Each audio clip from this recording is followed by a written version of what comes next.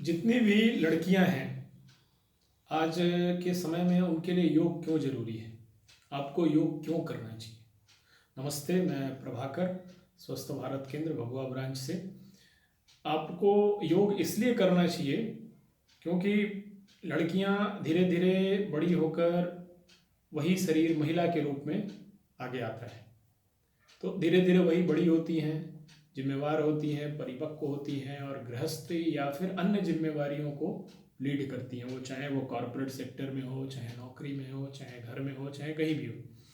तो लड़कियों की बनावट या फिर महिलाओं के शरीर की बनावट पुरुषों की अपेक्षा ज़्यादा कॉम्प्लेक्स है, ज़्यादा जटिल है।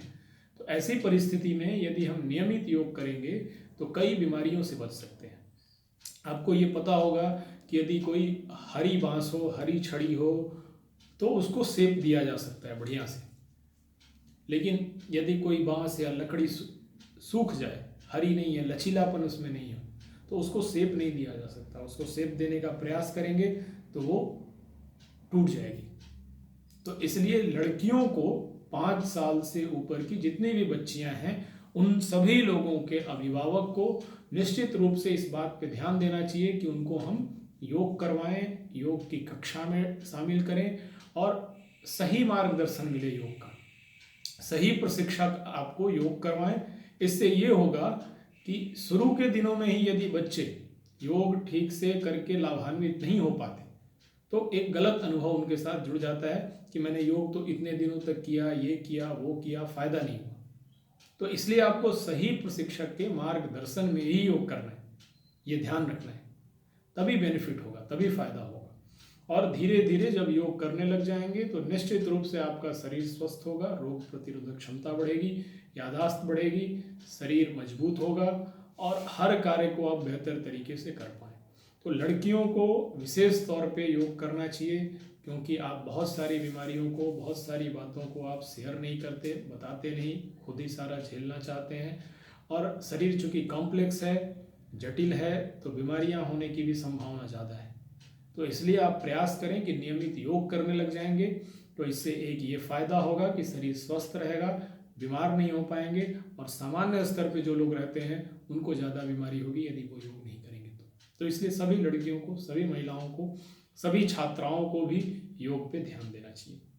योग केवल आसन प्राणायाम नहीं है, इसमें बहुत सारे दिनचर्या, ऋतुचर्या, स्वास्थ्यवृत्त की भी बात है। आपको the whole work is to be smartly managed, ये सब बातें भी हैं। ओवरऑल पर्सनालिटी डेवलपमेंट है।